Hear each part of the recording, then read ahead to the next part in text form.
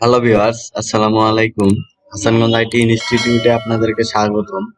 আজকের ভিডিওতে আমি আপনাদেরকে দেখাবো ফটো ব্যাকগ্রাউন্ড রিমুভ।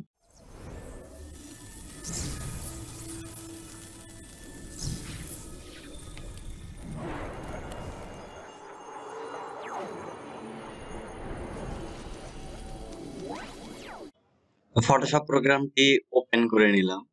এখান থেকে একটি ইমেজ আমরা নিয়ে আসবো, যে ইমেজটাকে আমরা কাটবো।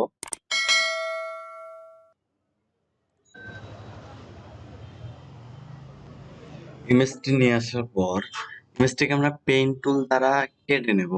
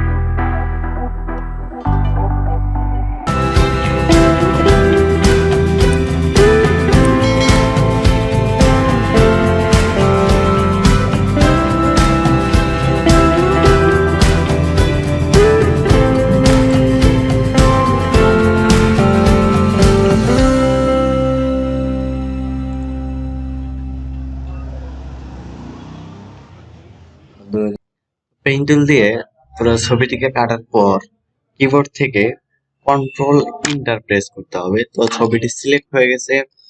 এখন যে ব্যাকগ্রাউন্ড লেয়ার লেয়ারটিকে, যে লকটি আছে লকটিকে উঠাই দিতে হবে। লকের উপরে ডাবল ক্লিক দিয়ে ওকে উঠাই দেওয়ার পর এখান থেকে লেয়ারটাকে জিরো করে দিতে হবে।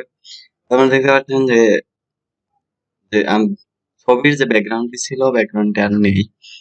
তো এখন আমাদেরকে একটা ছবি নিতে হবে, যেটা হচ্ছে যে এই পিকচারটিকে আমরা যে ব্যাকগ্রাউন্ডে নিয়ে যেতে যাবো, সেই ব্যাকগ্রাউন্ডটি এখন নিতে হবে। এখান থেকে একটা ব্যাকগ্রাউন্ড সিলেক্ট করলাম।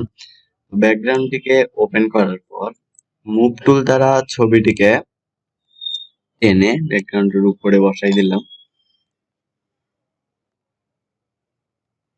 ছবিটির সাইজ আপনারা ছোট করে নেবেন।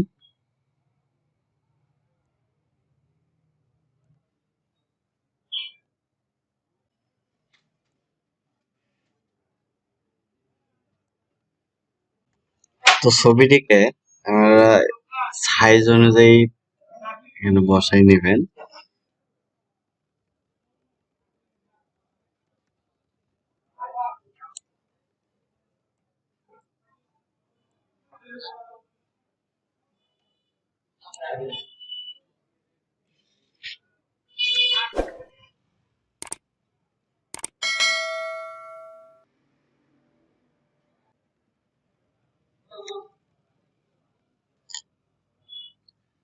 ছবিটিকে ব্যাকগ্রাউন্ডের উপরে বসানোর পর ক্রপ টুল দিয়ে অ্যাপ্লাই।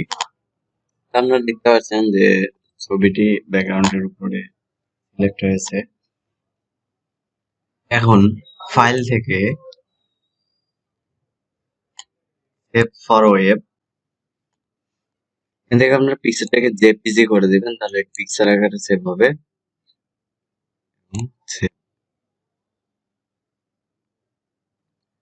এখান থেকে ফোল্ডার সিলেক্ট করে দিবেন এবং ফোল্ডার নেম দিয়ে দিবেন।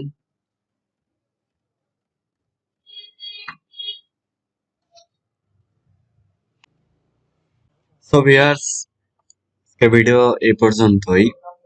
যারা এখন আমার চ্যানেলটিকে সাবস্ক্রাইব করেননি তারা অবশ্যই আমার চ্যানেলটিকে সাবস্ক্রাইব করবেন এবং ভিডিওটি কেমন লাগলো তা অবশ্যই কমেন্ট বক্সে কমেন্ট করে জানাবেন।